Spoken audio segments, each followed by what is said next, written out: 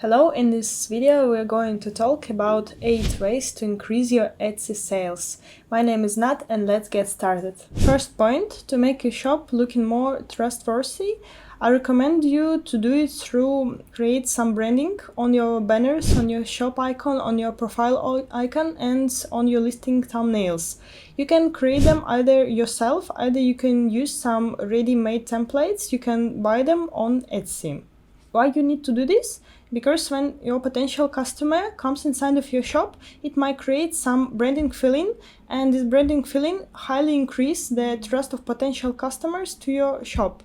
You can remember yourself when you come to any store, and if everything is made in some similar color with similar typography in one style, you're more likely to trust the shop and see it as a serious brand than if you're coming to some shop which doesn't have any branding, which looks like some cheap place, everything is different, like no nice packaging, everything is looking like one-time use. These kind of shops are not looking serious at all, and customers don't trust to these shops a lot, and they are not making a lot of sales in these kind of shops.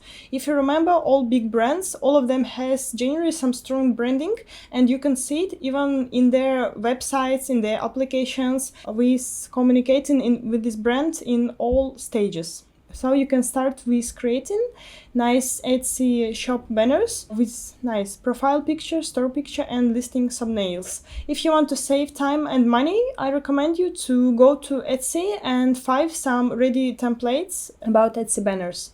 Second important part, which can decrease a lot your sales, it can also increase a lot of your sales, it depends how professional you will do it, is your photos of your product.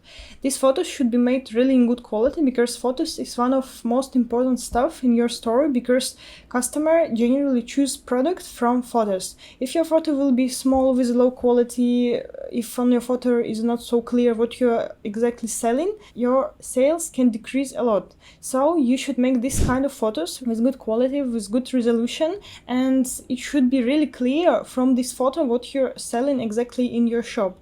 About photos, I also want to say that you need to use all 10 windows where you can put your photos. You can put your photo in different options, show your product in use, show details of your product, show this product on other people if you're selling clothes, for example, or some jewelry. From photos, your customer should really like your product and want to purchase it a lot.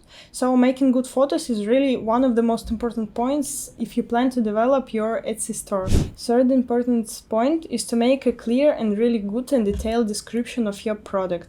In description, you may put information about how clients can use your product, what the best way to use. You can put sizes, you can put shipping information, you can put any details you think are important for your customer, for your particular product on this description section. If you don't know what to write in this description, you can check people who sell the same product, you can check your competitors, but don't make full copy of your competitors' description, make your own description, just you can get some inspiration from your competitors. And from description topic, we're moving to our fourth point. You shouldn't have any grammar mistakes in your profile, in your description, in any points of your store. It's so important, because if a customer see some grammar mistakes in your shop, they will not see your shop as some serious shop. They will not be so likely to make any purchase in your shop, and they probably will not just genuinely trust. They might think that you're not so professional, especially if you're not local person, if you're a foreign person who are selling in this American platform. If your English is not perfect, try to make as less mistakes, as less grammar mistakes as possible. You can use some special apps which check in your grammar. For example, one of these apps can be Grammarly. Our next way to increase your Etsy sales is getting good reviews. A lot of clients are basing their purchases on how much good reviews you have in your store. So stores which have a lot of reviews, a lot of good reviews, 5-star reviews, they are much more likely to get sales than a shop without any reviews or a shop with bad reviews. So take care about communication with your clients. Try to create with them some small dialogue. Try to create some sincere relations with your clients to make them leave your store nice review. If you have no any reviews, if you have no any purchase history, of course for you it would be harder to get even first client, but for the beginning you can make prices a bit lower, you can offer clients a bit more to motivate them to make first sales to your store. Other than this, you can use discounts, you can use promo codes. For the first good reviews, you can make a bit loss in money, but after you will make a big win with getting good reviews from these clients. The sixth way to increase your sales is filling this frequently asked questions section, because a lot of clients, they don't want, if they have any question, they don't want to write you, ask some questions about product, about use, about sizes, colors, and about anything else.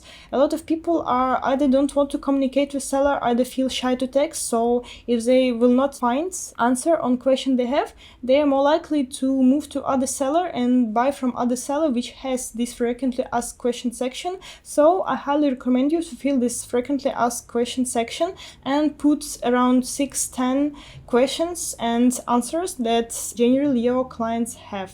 These questions will be different for each product, and for example, let's say you have a digital product, you can put this kind of question as, is your product printable, is your product resellable, or something like this. You can check other sellers which are selling the same product and inspire from them. Other than this, you can just analyze what questions your clients ask you most of all, and from these questions create your frequently asked section. Our next point to increase your sales is to fill your about section. Fill an about section can create more trust to your shop. It may let your shop look more trustworthy, and client will be more likely again to make sales in a shop to which they trust. In this about section, you can put some photos or videos about your store. You can put some sincere text to make your clients feel that you're taking care about your store, that customers are important for you. And the last point for today, the last tip how to increase your sales is to put more listing. If your store has just 2, 3, 6, I don't know, even 10 listing, it might look not so big. Like imagine yourself going to some small store which have on their shelves just some products. You will think this store doesn't have maybe big choice for you, because generally all of people, and I guess you too, like to go to big store, to walk around, to check what they have. The same idea is in digital stores. Some clients like to enter shop, like to watch what do you have, because a lot of shops has different sections. You can not sell just only one product. You can sell different product, and some clients really interested what you have else other than what they are interested in when they came first to your store. So try to make as more listings as it's possible, because as you have more listings, clients think about you as about more big store, and they're more likely to trust your store again, because a lot of sales are about trust. So as more products you will have, as more clients will likely to trust your store and to make purchase in your store. In this video, I didn't mention one of the really important things about developing your Etsy store is SEO.